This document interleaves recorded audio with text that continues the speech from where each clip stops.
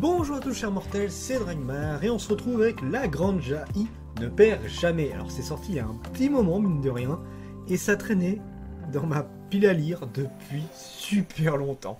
C'est un truc de fou à quel point j'ai mis grave longtemps à me motiver à le lire alors qu'à la base j'en attendais beaucoup. Et c'est un manga que je voulais vraiment voir depuis très longtemps parce qu'en fait j'avais vu des extraits de l'animé et j'avais même vu quelques épisodes, j'étais en mode ah le manga va grave me plaire et tout. Et verdict, bof.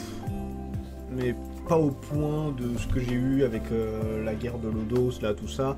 C'est pas à ce point-là, mais c'est vrai que c'est un peu une déception quand même.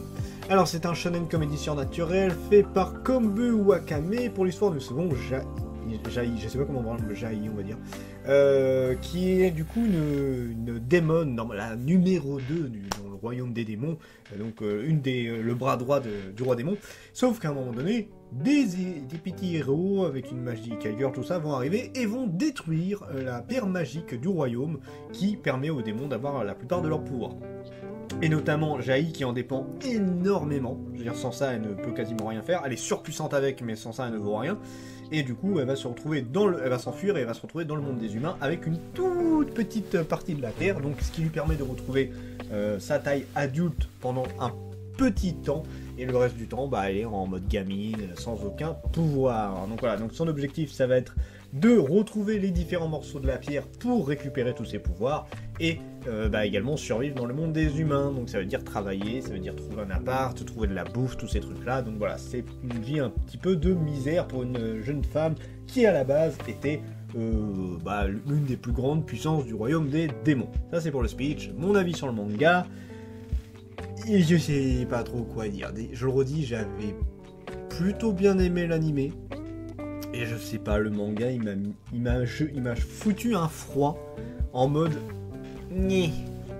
J'ai pas spécialement envie de le continuer, quoi. En fait, je sais pas, je suis entre deux. Je pense qu'il faudrait que je feuillete un petit peu le reste du manga. Je sais pas si c'est parce que je connais déjà l'histoire ou un truc du genre, mais je pense pas parce que j'ai... Genre, le manga que je vous parlerai dans pas longtemps, c'est la même chose. J'ai découvert l'animé avant de voir le manga et j'étais hypé de voir le manga et je ne suis pas déçu.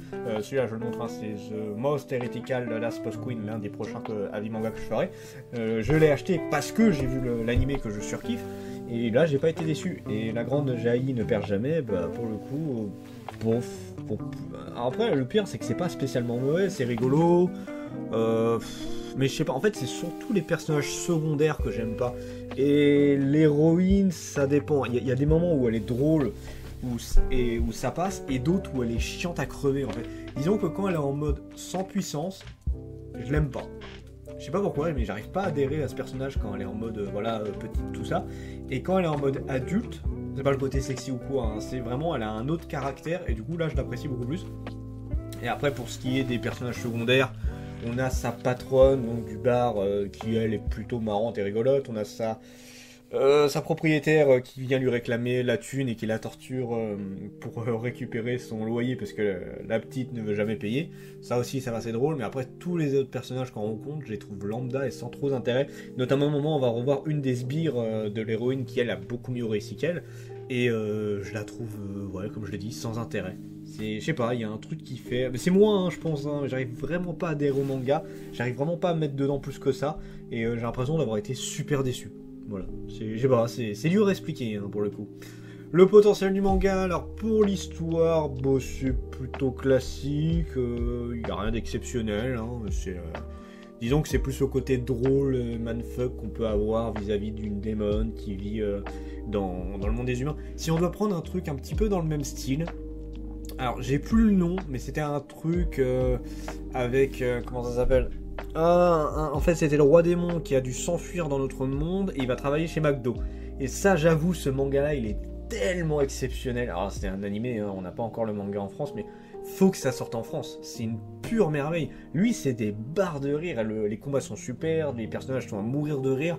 Et là c'est dans le même style, j'ai une grosse préférence pour lui. Alors que Jaillie, je trouve qu'il lui manque cruellement du charme, si je peux dire ça comme ça. Ce petit truc qui fait que tu vas kiffer. Mais là, pour le coup, je n'adhère pas.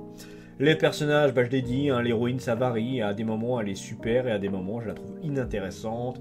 La propriétaire elle est assez classique, hein, j'ai pas grand chose à dire dessus, elle est sympa mais c'est pas le personnage oufissime. La propriétaire c'est pareil, c'est sympa mais ça vole pas bien haut et sa sbire, alors elle n'a aucun intérêt je trouve. Le dessin, c'est pareil, c'est peut-être aussi pour ça que je n'ai pas été à fond dedans. Il y a zéro décor. C'est-à-dire que les dessins du personnage ne sont pas spécialement mauvais, même si c'est un côté très simple.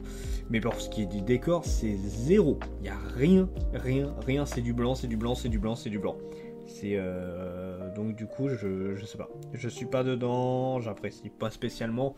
Et je ne me suis pas mis dedans. Donc voilà, j'en suis désolé, hein, mais j'ai pas adhéré plus que ça. Et jusqu'où le manga peut aller, je crois qu'on est à 8 tomes actuellement au Japon et qu'on a eu 3 tomes là en France, si je dis pas de bêtises. Je sais même pas si je vais continuer. J'hésite grandement. Je suis pas très motivé à continuer la série. Donc ça pourra peut-être en intéresser certains, mais moi je le conseille pas spécialement. Je trouve qu'il y a bien mieux, et je le redis, si vous voulez un truc avec quelqu'un qui arrive dans notre monde et qui doit y survivre, bah, le démon du côté de McDo est bien plus tard. Alors j'ai plus le nom, je suis désolé, j'ai plus le nom du tout, mais vous marquez Roi Démon travaille chez McDo anime, franchement vous trouvez direct, hein. J'avais fait ça à un moment parce que j'avais plus le nom et j'ai trouvé grâce à ça.